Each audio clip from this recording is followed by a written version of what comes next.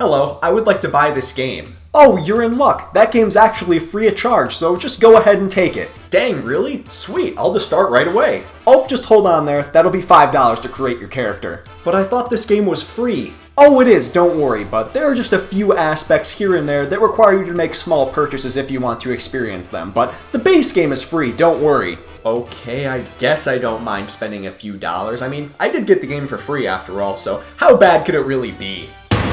Please, I just need one more crystal. I'll pay anything. Take my shirt, shorts, pants, my entire credit card. I don't care. Give it to me. Games have always cost money because without a source of revenue, there would be no support or resources to create said games. Some can be underpriced and have great values, while others can be Prices for games have continuously gone up now to the point where a single game can be $70 and special editions can cost a small mortgage. More time, effort, and resources are going into these games and are much more high quality than in the past, which explains the rise in price. Doesn't mean people still won't complain when a game is released for average retail value, but they still don't think it's worth it. What do you mean Pokemon Snap is $60? I can buy it right here for $20. But what if there was a way to play games for free? Shut up and take my money! Many developers are starting to create these free games that anyone who downloads it can play. It's a great idea because not everyone has the luxury of being able to fork over $60 when the next Call of Duty comes out. But there is a catch. Sure, you can download and play the game in its most bare-bones state for free, but if you want to experience the full game and all it has to offer, you're gonna have to spend a few dollars. You might think, that's not so bad. I mean, I did get the game for free, so if I spend a few dollars, it's still way cheaper than the normal $60. And in theory, you would be correct. Except, these games only give you the smallest ounce of progress for the little money that you spend. They give you the option to buy stuff for as little as like 99 cents, and that seems like a perfectly reasonable amount to spend. It's basically nothing at that point, but you also get basically nothing for it too. Well, luckily for you, they give you even more options to spend even more money. And would you look at that? Every larger amount you spend, you get more and more extra perks for free. Why spend $20 when I could get 10 times that amount for $100 even though I still won't beat the game? I'd be stupid not to take that deal.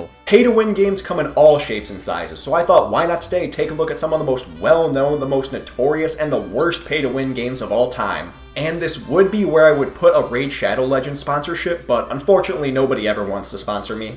Alright, let's just start off with the big one, Raid Shadow Legends. Everyone has seen an ad for it on YouTube, and if you haven't, you're just lying to yourself. They have sponsored every YouTuber under the sun, and 9 times out of 10, the YouTuber's gonna take it because it's free money to talk about it, so why wouldn't they? Although it is hilarious when the people talking about it are clearly reading from a script and have never once actually played the game in their life. This video is sponsored by Raid Shadow Legends, the online sensation that tens of people are playing. Raise your army to take down these generic-looking bad guys that every mobile game uses and basically stole from Lord of the Rings. It's free to play. Just give us your credit card information, but you won't be charged, we swear. Download Raid Shadow Legends today, and if you don't, f*** you, we'll take your money anyway. I'm not sponsored, by the way, if you couldn't tell, but hey, if you want to sponsor me, I'll be a sellout and hypocrite, don't tempt me. Mobile games are the pinnacle and most prevalent pay-to-win games, and the most popular mobile games are almost all pay-to-win. One that immediately comes to my mind is Clash of Clans. This game was huge when I was in high school, and nearly everybody was playing it. The premise is simple. You build a village for your clan using resources, then attack other players' villages to gain more resources and continue to improve your village. Nothing about that seems bad at all, until you realize you can only realistically get so strong from normally playing the game, and you eventually need to make in-game purchases to get enough resources to overpower others. But then someone who has rich parents comes along with the most powerful clan in existence, so you need to spend even more money to stand a chance against them. It's a constant battle of how much can I do without spending money before I finally bite the bullet and spend $20 to upgrade. Rinse and repeat over and over, and before you know it, you've spent $200 on a game with less content than Sonic Forces. That might have been the most ruthless insult I've ever given. I'm sorry, Clash of Clans, you don't deserve that. Another notorious mobile game that's pay to win is Jurassic World the game. Again, it's a very simple and harmless premise. You need to complete tasks to unlock and obtain new dinosaurs to build your own Jurassic World like in the movie. Cool idea, but I'll give you one guess onto how the most effective way to get new dinosaurs is. If you guess by paying for them, you clearly are paying attention and know exactly what this video is about. You can complete battles in the arena, which will sometimes give you card packs, which are what you use to obtain new dinosaurs, and that's what the game wants you to think when you first download it. You can get any dinosaur this way, it's so easy, but the odds of getting a rare dinosaur are are so low that it will take you forever to actually get one from one of these packs. And some of these packs can be $25 to $50, which is way overpriced. Plus, you can't even open the pack super often unless you pay for them, and that's how they get you.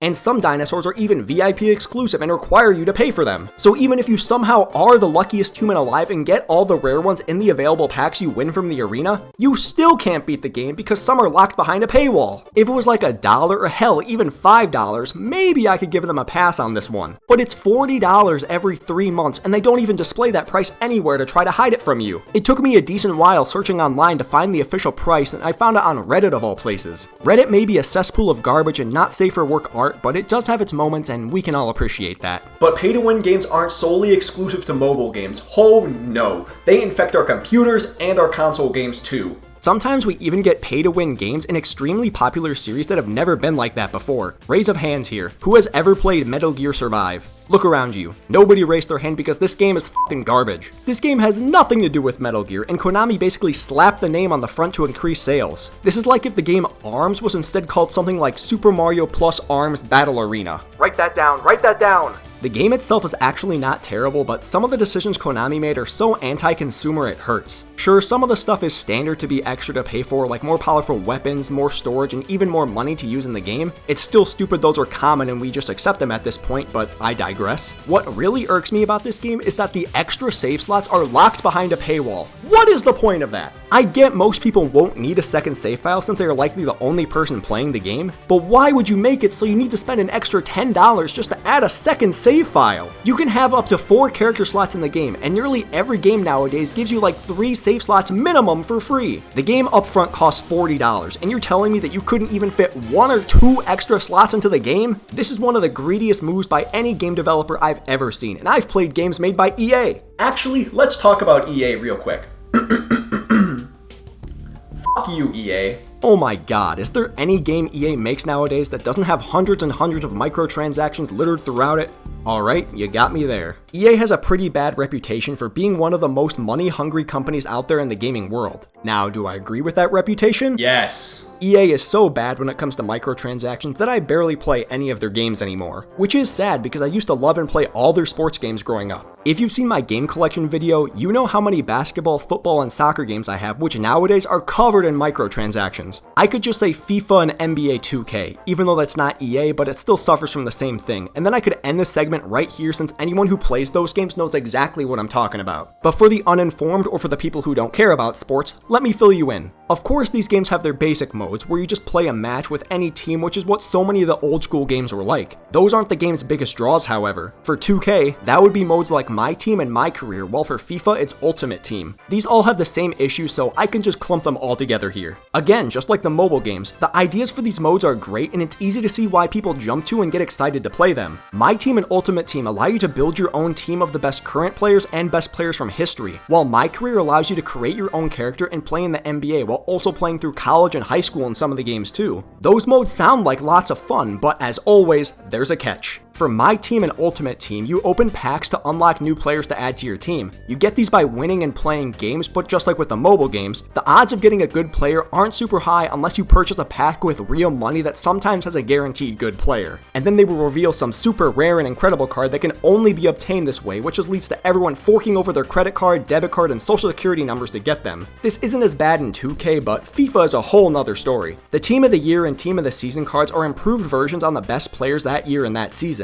They're the best cards in the game, so everyone tries to get them so they can either use them or sell them from a super high in-game price. And these packs aren't cheap either, by the way, and they're limited time offers, so you need to be quick and rich, something I am neither of, so I get jack shit. And My Career is just as bad, since you need to use virtual currency to improve your player, which you get from playing games. But you get so little that it takes forever to increase your attributes. So why not spend $20 or $50 or hell, even $100 to get all the way up to a 90 overall right away and not have to worry about your player missing wide open shots? Now only your teammates will miss open shots and make you lose because of it. Great game design! The worst part about all of this isn't even the microtransactions in my opinion. Don't get me wrong, those suck donkey dick, but what really annoys me is how they focus so much on these modes that have microtransactions microtransactions and completely forget about every other aspect of the game. The gameplay and graphics in 2K have been the same since like 2014, and every year they try to impress us by showing a sweaty in-game photo which just looks exactly the same as last year. Do you think this was 2021 or 2020? Wrong, it was 2018. They make these cinematic stories from my career that nobody cares about after like a week playing the game, but never once even think about improving the actual gameplay. You know, the thing that actually matters in a sports game? And then they mess up the attributes because they care more about giving certain players a certain overall based on public perception instead of actually giving them the ratings that they deserve. Sorry for ranting about these games that I'm sure most of you don't care about, but I just hate how money hungry both FIFA and 2K have gotten over the years, and we need to spread awareness. We need companies to stop and actually care about their consumers instead of trying to get the most money. Like that'll ever happen.